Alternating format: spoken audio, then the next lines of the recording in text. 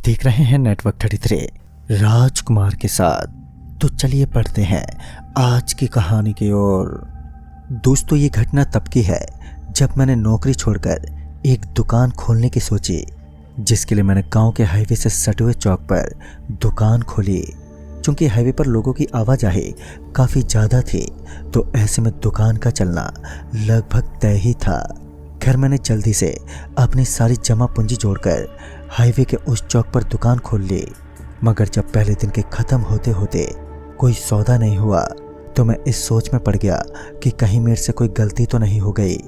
खैर, इसी उलझन में कब सूरज ढल गया पता ही नहीं चला, और रात के तकरीबन 9 बजे के करीब मैं निराश मन से दुकान बंद करके घर लौटा। घर पहुंचने के बाद भी मैं अभी भी दुकान के बारे में ही सोच रहा था कि अगली सुबह जब मैं दुकान के लिए निकला, तो मैं मन ही मन भगवान से प्रार्थना कर रहा था कि हे भगवान, आज कम से कम बोनी तो ज़रूर करवा देना, ताकि मेरी आशा बनी रहे। फिर जब मैंने दुकान खोली तो मेरे तो होश ही उड़ गए। दरअसल पूरी की पूरी दुकान खाली ही पड़ी थी। दुकान का सारा सामान चोरी हो चुका था। मेरा दिल ये देखकर एकदम से बैठ गया कि इतना बड़ा नुकसान मैं झेलने की स्थिति में नहीं था। मेरी आंखों से कब आंसू बहने लगे मुझे ये भी पता नहीं चला। मैं अभी अपने बहते हुए आंसुओं को पहुंच ही रहा था कि तभी मेरी नज़र गल्ले पर पड़ी, जो आधी खुली हुई थी। फिर जब मैंने गल्ले को खोलकर देखा तो एक बार फिर मैं चौंक गया। पर इस बार मेरे चौंकने की वजह थी मेरे उस गल्ले में पड़े ढेर सारे पैसे। उस वक्त मुझे सिर्फ एक ही बात सूझी, वो ये थी कि जल्द से जल्द पैसे लेकर यहाँ से निकलना चाहिए। और मैंने किया भी कुछ ऐसा ही। मैंने वो सारे पैसे अपने बैग में डाले और दुकान बंद करके घर के लिए निकल गया। घर पहुँचने के बाद जब मैं उन पैसों को गिनने बैठा, तो पैसे गिनते वक्त मेरी नज़र एक गुलाबी पर्ची पर पड़ी, जो पैसे के ढेर में पड़ी हुई थी। मैंने उस पर्ची को देखा तो मैंने पाया कि उस पर्ची पर बहुत सारे सामान के नाम लिखे हुए हैं, और आखिरी में लिखा था आज ये सारे सामान मिल जाने चाहिए। पता नहीं उस वक्त मेरे दिमाग में क्या आया कि मैं उसी वक्त घर से निकला और गाड़ी लेकर मैं बाजार पहुंच गया। और उस पर्ची पर लिखे सारे सामानों की खरीदारी करने के बाद शाम को 6 बजे के करीब मैं दुकान पहुंचा, और उन सभी सामान को दुकान में रखने के बाद 9 बजे के करीब मैं घर लौट आया। अब मुझे इंतज़ार था तो अगली सुबह का। बेताबी के चलते मैं रात में ठीक से सो भी नहीं पाया, और जैसे ही सूरज दिखा तो मैं दुकान के लिए निकल गया। फिर जब मैंने दुकान खोली तो मैंने पाया कि फिर से पूरी दुकान खाली है, और गल्ले में पहले से भी ज़्यादा पैसे रखे हुए हैं। मगर अब मेरी नज़र उस गल्ले में पैसों की जगह उस पर्ची पर थी, जिसमें अगला ऑर्डर होता।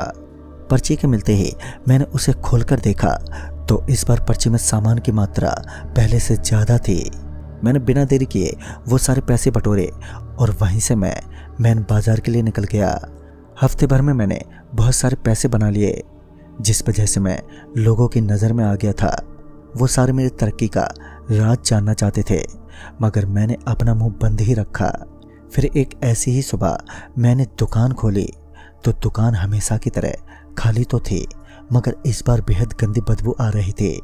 मैंने किसी तरह अपनी नाक को रुमाल से ढकते हुए गल्ले को खोला तो गल्ले में पैसे तो थे, मगर पैसों के साथ जो पर्ची मिली थी उसका रंग गुलाबी नहीं बल्कि काला था। फिर जब मैंने उस पर्ची को खोलकर देखा तो मेरा दिमाग सन्नसा हो गया। दरअसल इस बार उस पर्ची पर सिर्फ एक ही सामान लिखा हुआ था, जो कि था 1000 किलो मांस। साथ ही ये भी लिखा था रात के 1 बजे से पहले मांस पहुंच जाना चाहिए।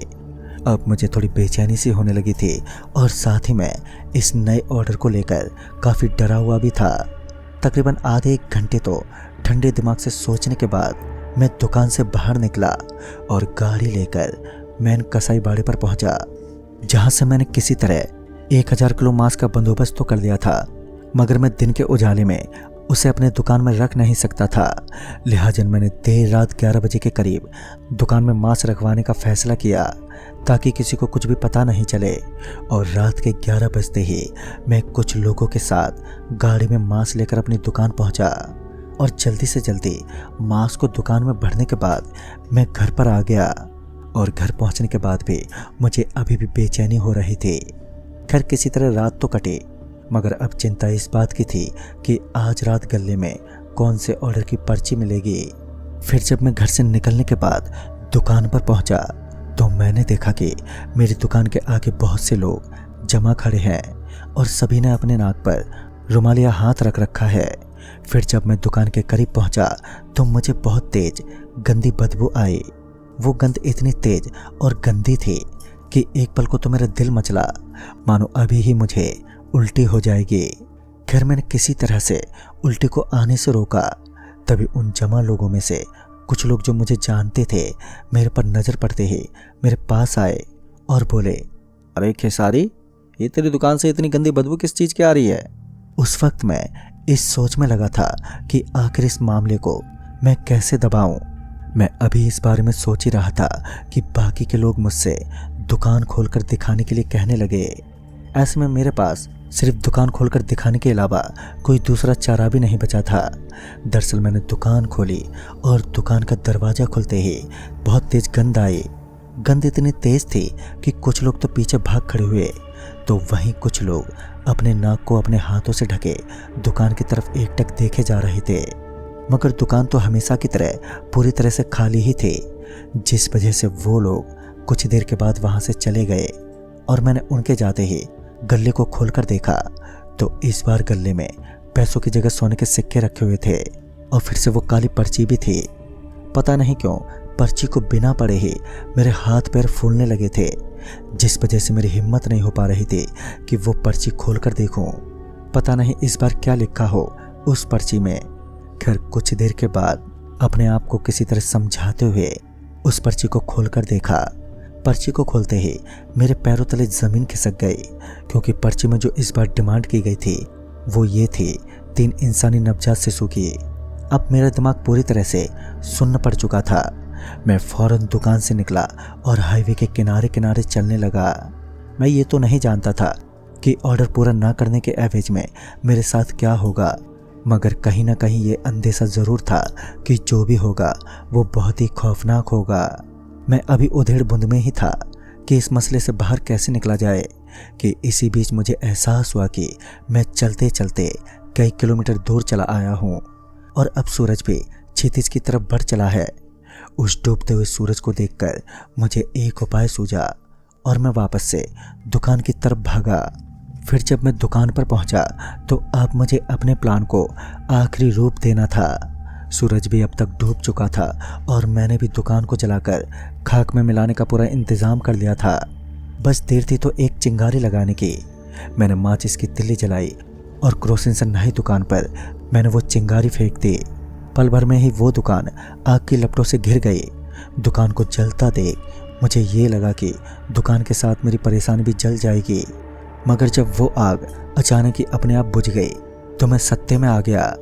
आग बुझते ही अब डर के मारे मेरे पसीने छूटने लगे थे। तभी पीछे से किसी ने मुझे आवाज़ देते हुए कहा, तुम बहुत बुरे फंसे हो। अगर तुमने उस काली पर्ची पर लिखा पूरा नहीं किया तो तुम तो मरोगे ही, साथ ही तुम्हारा सारा परिवार नरक की आग में हमेशा हमेशा के लिए झुलसेगा। इतना सुनते ही जब मैंने पीछे पलटकर देखा तो मैंने पाया कि वो कोई और नहीं बल्कि गांव का एक आदमी था, जिसे लोगों ने पागल करार दे दिया था। इससे पहले मैं कुछ बोलता कि वो आगे बोलते बोला, तुम्हें ये ऑर्डर कैंसिल करना होगा, तभी तुम्हें इस मसले से छुटकारा मिल पाएगा। उस वक्त उस पागल की बातें मुझे किसी बड़े ज्ञानी ध्यानी बाबा की तरह लग रही थी, क्योंकि उस वक्त तक मैं हताश हो चुका था। ऐसे में कोई भी मेरे हक में बोलता तो मैं आंख बंद करके विश्वास कर ही लेता, चाहे वो कोई पागल ही क्यों ना हो। फिर पहले तो मैंने एक गहरी सांस ली और फिर उस आदमी से पूछा कि मैं इस ऑर्डर को कैसे कैंसिल करूं। मेरे इतना पूछते ही वो ज़ोर ज़ोर से हंसने लगा और वहाँ से चिल्लाते हुए भागने लगा। पता नहीं क्यों मैं भी उसके पीछे पीछे भागने लगा था। मैं उसे लगातार रुकने के लिए कहे जा रहा था, मगर वो था कि रुकने को तैयार ही नहीं था। फिर तकरीबन 10 से 15 मिनट के बाद वो रुका। अब तक मेरी सांसें भी फूल चुकी थी और मैं बुरी तरह से हाँफ रहा था। तभी वो आदमी मेरे पास आया और मेरे कान में धीरे से उसने ऑर्डर कैंसिल करने का तरीका बताया और तरीका बताने के बाद उसने मेरे कान को जोर से काट कर भाग गया। उसके काटने से मेरी चीख तो निकली, मगर मैं चुपचाप अपनी दुकान की तरफ बढ़ गया। वापस दुकान पर पहुंचने के बाद अब मैं दुकान के सामने खड़ा हिम्मत जुटाने की कोशिश करने लगा, जिसकी मुझे सख्त ज़रूरत थी।